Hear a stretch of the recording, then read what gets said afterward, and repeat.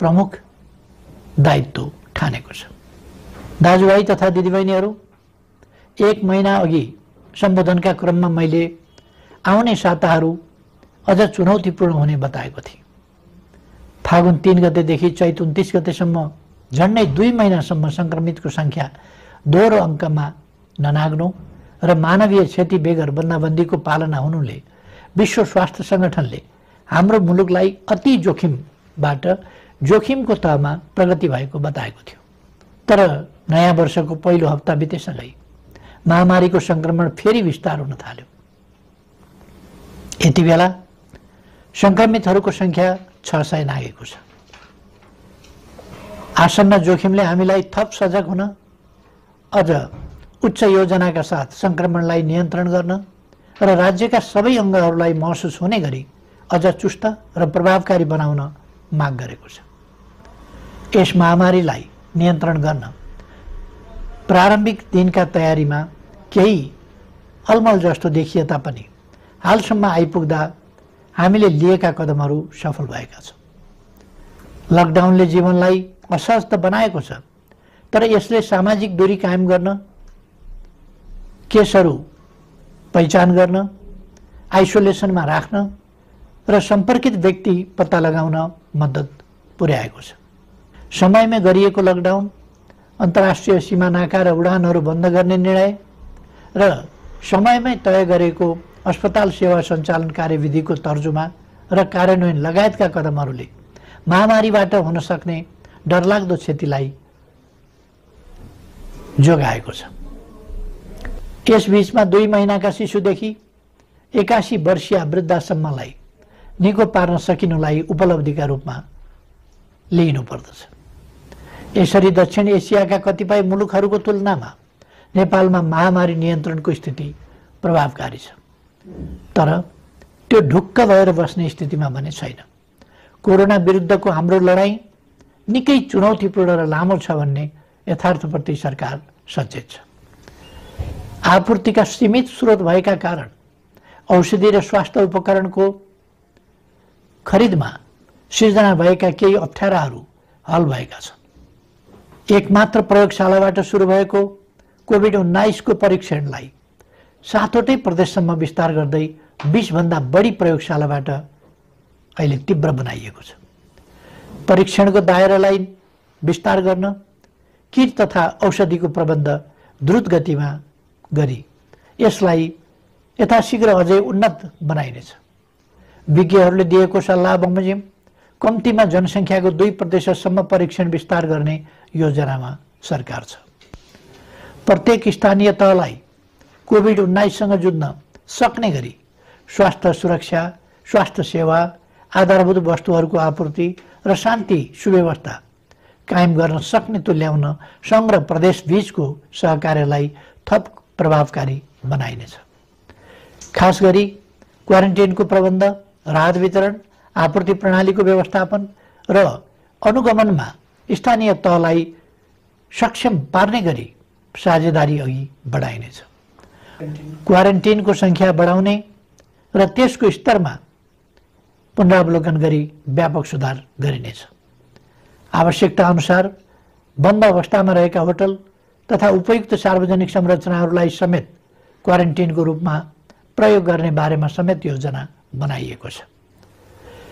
केन्द्रीय योजना र स्थानीय तहको व्यवस्थापनमा संक्रमित नागरिकको स्वास्थ्योपचार र क्वारेन्टाइनमा राखिएका व्यक्तिहरूको खानपान तथा हेरचाह व्यवस्थित गरिनेछ। महामारी विस्तार भएको ठाउँलाई सिल गरी त्यहाँ युद्ध स्तरमा परीक्षण तथा नियन्त्रणको कार्यलाई अघि बढाइनेछ। महामारी अहिले फैलिँदो अवस्थामा छ। यस महामारीसँग जुझ्न सबै सरकारी निकायहरू चुस्त र प्रभावकारी हुनै पर्दछ। समयको चुनौती सामना गर्न नसक्ने कुनै पनि संरचनाको नेतृत्वको तत्काल पुनर्व्यवस्था गरिनेछ। राष्ट्रिय सङ्कटको यस घडीमा खेलेको भूमिकालाई नै सम्बन्धित व्यक्तिको मूल्याङ्कनको मुख्य आधार बनाउँदै दण्ड र पुरस्कारको व्यवस्था गरिनेछ। कोरोना महामारी विरुद्ध एकीकृत कमान्ड एवं केन्द्रीय योजनालाई थप प्रभावकारी बनाइनेछ। सङ्घ, प्रदेश र स्थानीय तहबीच कोरोना संक्रमण रोकथाम र नियन्त्रणका क्षेत्रमा जीवन्त सूचना संवाद तथा प्रभावकारी समन्वयका लागि तीनवटै तहमा सम्पर्क व्यक्ति वा निकाय तोकी विद्यमान संस्थागत व्यवस्थालाई अझ चुस्त तुल्याइनेछ। फैलिँदो महामारीप्रति चासो राख्ने र यस महामारी विरुद्धको लडाईँमा कुनै न कुनै रूपमा संलग्न विभिन्न पक्षलाई समेटेर एउटा परामर्शदात्री संयन्त्र छिटै घोषणा गरिनेछ। दिदीबहिनी तथा दाजुभाइहरू, कुनै पनि विषयले कोरोना विरुद्धको जारी युद्धलाई कमजोर पार्न हुन्न भन्नेमा म स्पष्ट छु। मैले पहिले पनि भनेको छु, मानिसका लागि जीवन पहिलो कुरा हो। रोग वा भोक केहीबाट पनि हाम्रा देशवासीको जीवन जोखिममा पर्न नदिन सरकार हदैसम्म प्रयत्नशील रहन्छ। यस कार्यमा सरकार सबै देशवासीबाट आजसम्म प्राप्त सहयोगका लागि आभारी छ र आगामी दिनमा थप रचनात्मक सहयोगको अपेक्षा पनि गर्दछ। अहिले मुलुक बाहिर रहेका नेपालीहरूको घर फर्किने क्रम बढेको छ। मैले नेपालीहरूको ठूलो संख्यामा कार्यरत रहेका मुलुकका सरकार तथा राष्ट्र प्रमुखसँग गम्भीर संवाद गरेको छु। नेपालीहरूको अप्ठ्यारोमा सहयोग गर्न मैले गरेको आग्रहमा उहाँहरूले निश्चिन्त रहन आश्वस्त पार्नु भएको छ। म उहाँहरू सबैलाई धन्यवाद भन्न चाहन्छु। यसका अतिरिक्त कोभिड-19 को विश्वव्यापी संक्रमणको कारणबाट उत्पन्न असहज परिस्थितिमा स्वदेश फर्कनुपर्ने अवस्थामा रहेका नेपालीलाई स्वदेश फर्काउने व्यवस्था सम्बन्धी विस्तृत योजना सहितको आदेश तत्काल जारी गरिनेछ। विश्वका जुनसुकै कुनामा अप्ठ्यारोमा परेका आफ्ना देशवासीहरूलाई सरकारले समयमै उद्धार गर्छ। समस्याको प्राथमिकता र देशभित्रको तयारीका बीच सन्तुलन मिलाउँदै यो काम छिट्टै सुरु गरिनेछ। सरकार आफ्ना नागरिकप्रति संवेदनशील छ, यसमा निश्चिन्त रहन म सबैमा आग्रह गर्दछु। विश्व स्वास्थ्य संगठनको प्रोटोकल अनुरूप घर फर्कनेहरूको सीमा पार गर्नु अघि अनिवार्य परीक्षण हुनुपर्ने थियो, जसले महामारीलाई समुदाय स्तरमा फैलिनबाट धेरै हदसम्म जोगाउन सक्थ्यो। तर छिमेकी मित्र राष्ट्र भारतबाट अधिकांश घर फर्कनेहरू नियमको पालना र परीक्षण बिना नै अनेक कष्ट झेल्दै ठूलो संख्यामा सीमा पार गरिरहनु भएको छ। परीक्षणको अभावमा महामारी तीव्र गतिमा फैलिनमा यसले पनि योगदान गरिरहेको छ। स्वदेश भित्रिसक्नुभएका दाजुभाइ दिदीबहिनीहरूले छिटो परीक्षण गर्न, सामाजिक दूरी कायम गर्न, सुरक्षित ढङ्गले क्वारेन्टिनमा रहन र अन्य नियमहरूको पालना गर्न जरुरी छ। यस काममा उहाँहरूलाई आवश्यक सहयोग पुर्याउने थप दायित्व स्थानीय तहको काँधमा आइपरेको छ। यस्तै अवस्थामा जनस्तरमा पारस्परिक सहयोगको आवश्यकता हुन्छ। जनता बीचको आपसी सहयोग र सजगतामा मात्रै कोरोना जस्तो महामारीको संक्रमणलाई नियन्त्रण गर्न सकिन्छ। हामी स्पष्ट हुनुपर्दछ, कोही पनि रहरले मात्र विदेशिएको हुँदैन। कोरोना संक्रमण जो कसैलाई पनि हुन सक्छ, कसैले पनि इच्छाले संक्रमण बोकेर फर्किएको पनि हुँदैन। कसैको पनि बोली र व्यवहारबाट घर फर्किएकाहरूको आत्मसम्मानमा चोट नपुगोस् भन्नेमा सचेत रहन म सबै देशवासीहरूलाई आग्रह गर्दछु। घर फर्किएका सबै दिदीबहिनी दाजुभाइहरूलाई आफ्ना कारणले आफ्नो परिवार, छरछिमेक तथा समुदायमा महामारी नफैलियोस् भन्नेमा सतर्क रहन र चिकित्सक तथा प्रशासनको सल्लाह बमोजिम स्वास्थ्य सम्बन्धी अन्य नियमहरूको पालना गर्न अनुरोध गर्दछु। अप्ठ्यारो बेलामा केही तत्त्वहरू जनतामा भ्रम फिजाएर आफ्ना अलग स्वार्थ र उद्देश्यहरू पूरा गर्न सक्रिय हुन सक्दछन्। यसरी जनतालाई भ्रमित गर्दै समाजमा असन्तोष फैलाउन उद्धत गैर जिम्मेवार तत्त्वहरूको बहकावबाट सतर्क रहन समेत आह्वान गर्दछु। विश्वव्यापी प्रवृत्ति र हाम्रो मुलुकमा त्यसको प्रभावलाई हेर्दा यस महामारीको संक्रमण अझै केही अवधि जारी रहने देखिन्छ। समुदायमा संक्रमण थप विस्तार हुन नदिन आवश्यक सावधानीका साथ केही नयाँ कदमहरू चालिनेछ। महामारीका कारण माध्यमिक शिक्षा परीक्षा एसईई सञ्चालन हुनुभन्दा 2 दिन अगाडि स्थगित गर्नु परेको थियो। यो परीक्षा सञ्चालन हुन नसक्दा लाखौं विद्यार्थी अहिले अन्यलमा छन्। अहिले तत्काल परीक्षा सञ्चालन गर्न सकिने अवस्था पनि विद्यमान छैन। तसर्थ एसईई का परीक्षार्थी विद्यार्थीहरूको सिङ्गो शैक्षिक वर्ष खेर जान नदिन शिक्षा, विज्ञान तथा प्रविधि मन्त्रालयले छिट्टै आवश्यक प्रबन्ध मिलाउनेछ। आवश्यक नीतिगत व्यवस्थासहित मन्त्रालयले भर्चुअल कक्षाको समेत प्रयोग गरी सबै विद्यालयहरूमा नयाँ शैक्षिक वर्ष अन्तर्गतको पठन पाठन सञ्चालनको काम अघि बढाउनेछ। कोरोना भाइरस महामारीको जोखिम न्यून गर्दै आवश्यक आर्थिक क्रियाकलापलाई सुचारू गरिनेछ। सरकारको नीति तथा कार्यक्रममा जोड दिइए अनुरूप खेतीपातीको याम खेर जान नदिन, सामाजिक दूरी र आवश्यक परहेजलाई ख्याल गरी कृषि कार्य अघि बढाइनेछ। समुदायमा संक्रमण फैलिन नदिन, मानिसको आवागमनलाई आवश्यक मात्रामा सीमित गर्ने गरी प्रशासनिक कडाइलाई भने कायमै राखिनेछ। कोरोना महामारीका कारण थपिन सक्ने गरिबी र बेरोजगारीलाई समाधान गर्न कृषि क्षेत्रको अहम भूमिका हुने कुराप्रति सरकार सचेत छ। ठूलो मात्रामा आधुनिक यन्त्र र प्रविधिको प्रयोग गरी व्यावसायिकीय कृषि उत्पादनको कार्य अपेक्षित मात्रामा हुन नसक्नु, मेहनत तथा लगानी गर्ने उत्पादक र मूल्य तिरेर खरिद गर्ने उपभोक्ताको अहित हुने, तर किसान र उपभोक्ताको बीचमा रहने बिचौलियाले भने अनुचित फाइदा उठाउने जस्ता समस्या कृषि क्षेत्रमा रहेको आजको गम्भीर समस्या हो। यस समस्यालाई सम्बोधन गर्न आवश्यक खाद्य वस्तुहरूको आयातलाई घटाउने, कृषिमा आत्मनिर्भर हुने, क्रमशः कृषि उत्पादनको निर्यात तीव्र पार्ने र कृषि क्षेत्रमा ठूलो मात्रामा रोजगारी र स्वरोजगारी सृजना गर्ने कार्यक्रम हालै संसदबाट नीति तथा कार्यक्रमका रूपमा पारित गरिसकिएको छ। कोरोना महामारीका बीच पनि अर्थतन्त्रलाई चलायमान राख्ने र राष्ट्रिय गौरवका आयोजना लगायत कतिपय विकास आयोजनालाई अगाडि बढाउने हाम्रो प्रयास र प्रयोग सफल भएको छ। कोरोना महामारी बीच पनि माथिल्लो तामाकोशी, मेलम्ची, पोखरा, भैरवा र काठमाडौँ विमानस्थल निर्माण विस्तार तथा रानीपोखरी, धरहरा लगायत पुनर्निर्माणका काम अगाडि बढाउन सकिएको छ। यसले कोरोनालाई छल्दै विकासका काम अगाडि बढाउन सकिन्छ भन्ने पुष्टि भएको छ। अब नियन्त्रणको सीमाभित्र रहन सक्ने थप उद्योगहरूलाई सञ्चालनको अनुमति दिइनेछ। काममा आउने आफ्ना श्रमिकलाई समुदायमा छ्यासमिस नहुने प्रबन्ध गर्ने शर्तमा जुन जुन जिल्लाका श्रमिक हुन् तिनीहरूलाई पहिले कोरोना परीक्षण गरी प्रशासनको निगरानीमा उद्योग व्यवसाय सञ्चालन हुने स्थानमा ल्याउने प्रबन्ध मिलाइनेछ। सम्बन्धित उद्यमीले आफ्नो व्यवसायमा रहने श्रमिकहरूले तोकेको प्रोटोकल पालना गरे नगरेको अनुगमन आफै गरी त्यसको नियमित जानकारी सम्बन्धित प्रशासनिक निकायमा गराउनु पर्नेछ। यसको प्रभावकारिताको आधारमा क्रमशः थप व्यवसाय सञ्चालनको प्रक्रिया अघि बढाइनेछ।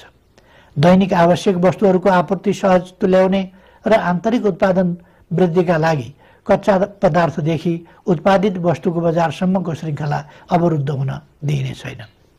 आवश्यक वस्तुहरूको आन्तरिक ढुवानी र आयात निर्यात सहज बनाइनेछ। कोरोना महामारीको असरबाट क्षति भएका औद्योगिक व्यावसायिक क्षेत्रका लागि राहत सुविधाको व्यवस्था सरकारले गर्नेछ। यस्ता सुविधामा कर सहुलियत, शुल्क मिनाहा, कर्जाको ब्याज सहुलियत, सहज ऋणको उपलब्धता एवं विद्युत लगायतका क्षेत्रमा दिइने छुटहरू पर्नेछन्। निजी क्षेत्र सबल नहुँदा अर्थतन्त्र सबल हुन सक्दैन भन्ने यथार्थलाई सरकारले राम्रोसँग बुझेको छ। शिथिल बन्न पुगेको अर्थव्यवस्थालाई दुरुस्त गर्न आवश्यक आर्थिक पुनरुत्थान सम्बन्धी विस्तृत प्रस्ताव अर्थ मन्त्रालयले छुट्टै जारी गर्नेछ। यस अप्ठ्यारो समयमा अपाङ्गता भएका व्यक्ति वा अन्य कसैको पनि राज्यले उपलब्ध गराउँदै आएको सामाजिक सहायतामा कटौती गरिने छैन। सामाजिक सुरक्षाको दायरा फराकिलो पारिनेछ। योगदानमा आधारित सामाजिक सुरक्षा प्रणालीलाई परिमार्जन गरिनेछ। यस प्रणालीमा आबद्ध सबै श्रमिकहरूको सामाजिक सुरक्षा कोषमा गर्नुपर्ने योगदान रकम हाललाई सरकारी कोषबाटै मिलान गरिनेछ। श्रम गर्नै नसक्नेलाई राहत दिउँ, बाँकी सबैलाई काम दिउँ र आर्थिक रूपमा भर्ती गरौँ भन्ने मान्यतामा सरकार दृढ छ। प्रधानमन्त्रीको नेतृत्वमा रहेको प्राकृतिक विपत्ति न्यूनीकरण तथा समस्या समाधान कोष र गृहमन्त्रीको नेतृत्वमा रहेको प्राकृतिक विपत्ति राहत कोषमा समेत रहेको रकमको महत्त्वपूर्ण हिस्सा कोरोना संक्रमण रोकथाम, नियन्त्रण तथा उपचार कोषमा हस्तान्तरण गरिनेछ। जसबाट कोरोना रोकथाम, नियन्त्रण र उपचारमा थप योगदान पुग्नेछ। यति बेला विदेशमा रोजगारी गुमेर ठूलो संख्यामा हाम्रा श्रमिकहरू स्वदेश फर्किनु भएको छ। साथै कोरोना महामारीका कारण नेपालमा कार्यरत विदेशी श्रमिकहरू पनि ठूलो संख्यामा आफ्नो देशमा फर्केको या फर्कने अवस्था रहेको छ। मुलुकमा विद्यमान र यस्ता विभिन्न ढङ्गले सृजना भएका रोजगारीका अवसर, विदेशमा रोजगारी गुमाएर स्वदेश फर्किएका र स्वदेशमै रोजगारविहीन नेपालीहरूलाई उपलब्ध गराइनेछ। यसका लागि आवश्यक पर्ने उपयुक्त सिप र तालिमको व्यवस्था सरकारले गर्नेछ। कृषि, साना तथा मझौला उद्योग, व्यवसाय, निर्माण तथा सेवा क्षेत्रमा स्वरोजगारी सृजना गरी आत्मनिर्भर अर्थतन्त्रको गन्तव्यमा अघि बढ्ने विषय पहिले नै चर्चा गरिएको छ। सङ्घ, प्रदेश र स्थानीय तहको सहकार्यमा पारिश्रमिक सहितको जनसहभागिता र प्रविधि सहितको श्रममूलक विकास निर्माणका कार्यहरू स्थानीय तहमा सञ्चालन गरिनेछ। प्रधानमन्त्री रोजगार कार्यक्रम अन्तर्गतको रोजगार सेवा केन्द्रलाई श्रम ब्याङ्कको रूपमा अघि बढाई सूचीकृत श्रमिकलाई उपलब्ध रोजगारीमा परिचालन गरिनेछ। स्थानीय तहहरूले स्वदेश फर्की बेरोजगार रहेका र स्वदेशमै रही रोजगारीको अवसर नपाएकाहरूलाई रोजगार सेवा केन्द्रमा दर्ता हुनका लागि सहजीकरण गर्नेछ। दिदीबहिनी तथा दाजुभाइहरू, कोरोना भाइरसको महामारी हत्तपत्त नहट्न पनि सक्छ भन्ने वास्तविकतालाई हामीले आत्मसात गर्नुपर्दछ। भाइरसको औषधि छैन, यस भाइरसको पनि औषधि छैन। विज्ञहरू भनिरहेका छन्, यस भाइरसका विरुद्धको नयाँ खोप पत्ता नलागेसम्म यस महामारी विरुद्ध नियन्त्रण गर्ने उपलब्ध उपाय भनेकै हाम्रो आनीबानी र आहार विहारमा आवश्यक सतर्कता अपनाउनु हो। हालसम्मका उपायहरू हुन् भाइरसलाई व्यक्तिबाट व्यक्तिमा सर्न नदिन, सामाजिक दूरी कायम गर्ने र हरेक व्यक्तिमा प्रतिरोधी क्षमता वृद्धि गर्ने। सोचौँ, हुने खाने हुन् वा हुँदा खानेको अचारको रूपमा होस् वा तरकारी, हाम्रा भान्सामा प्रयोग हुने केही तत्त्वहरूमा किन समानता पाइन्छ? किनकि त्यसमा औषधीय तत्त्व छ। हाम्रा पूर्वजहरूले हजारौं वर्ष अगाडिदेखि गहिरो अनुसन्धान गरेर प्रचलनको रूपमा अगाडि सारेका, हाम्रो भान्सामा प्रयोग हुँदै आएका ती औषधीय तत्त्वले रोगको प्रतिरोध क्षमता बढाउन बल पुर्याइरहेका छन्। तसर्थ निरोगी नेपाल निर्माणका लागि 5 कार्य गर्न आग्रह गर्दछु। पहिलो, यस महामारीसँग लड्दै निरोगी नेपाल निर्माणमा आफूलाई तयार राख्न उपलब्ध आहारलाई स्वच्छ र सन्तुलित बनाऊ। दोस्रो, लकडाउनको समयमा उपलब्ध फुर्सदलाई स्वस्थ रहन उपयोग गरौँ। शारीरिक र श्वास प्रश्वासको चुस्तताको लागि घरैभित्र व्यायामलाई निरन्तरता दिउँ। तेस्रो, भाइरस फोहोरमा रमाउँछ। आफ्नो शरीर र वासस्थान दुवैको सरसफाइमा एकदमै ध्यान दिउँ। चौथो, स्वस्थ रहनका लागि पर्याप्त आराम आवश्यक छ, यसमा ध्यान दिउँ। पाँचौं, उच्च मनोबल कायम राखौँ। भय र त्रास, चिन्ता र आशंकाले रोगव्याधिका विरुद्धको लडाइँमा कमजोर तुल्याउँछ। कोरोना भाइरसबाट जीवन गुमाउनेको संख्या प्रतिशतमा हेर्ने हो भने हामीले सामान्य ठानेका मौसमी रुगाखोकीबाट मर्नेको भन्दा कम छ भन्ने त तथ्याङ्कले नै बताएको छ। नबोलौँ, हरेक चुनौतीको सामना गरेर नै मानव जाति आजको स्थानमा आइपुगेको हो। मानव जातिले सभ्यताको इतिहासमा असाधारण प्रतिकूलताहरूको सामना गरेको छ। हिमयुग जस्ता अनेक कठिन समय पार गरेको छ। औषधि र अस्पताल नै नभएको बेलामा समेत अनेकन महामारीहरूको सामना गरेर अघि बढेको छ। मैले पहिले पनि चर्चा गरेको छु, चुनौतीको सामना गर्ने, लडेको ठाउँबाट धुलो टकटकाउँदै उठ्ने र अघि बढ्ने नेपालीको चरित्र हो। हाम्रो आनीबानी र खानपिन ठिक हुँदा हामी जोगिन्छौँ र कोरोनालाई पराजित गर्न सक्छौँ। त्यसैले सकारात्मक सोच राखौँ। सरकारले यसलाई निरोगी नेपाल निर्माण अभियान भनेको छ। निरोगी नेपाल निर्माणलाई मूल स्वास्थ्य नीति बनाएको छ। प्रकृति मैत्री स्वच्छ जीवन प्रणाली प्रवर्धन गरी नेपालीको रोग प्रतिरोधी क्षमता वृद्धि गर्न निरोधात्मक कार्यक्रम सञ्चालन गर्ने नीति अघि सारिएको छ। हाल कोरोना महामारी विरुद्ध सबै सामर्थ्य लगाउने र कोरोना मुक्त नेपालको स्वास्थ्य सेवामा प्रतिरोधात्मक र उपचारात्मक विधि अवलम्बन गर्न सरकार प्रतिबद्ध छ। नेपालीहरूको मनोबल उच्च छ र प्रतिरोध क्षमता पनि असाधारण छ। यस महामारीलाई सरकारले अघि सारेका विभिन्न उपायहरूसहित आफ्नो उच्च मनोबल र प्रतिरोध क्षमताका साथ पराजित गर्नेछौँ भन्ने मैले विश्वास लिएको छु। सबैमा सुस्वास्थ्यको कामना गर्दछु। धन्यवाद।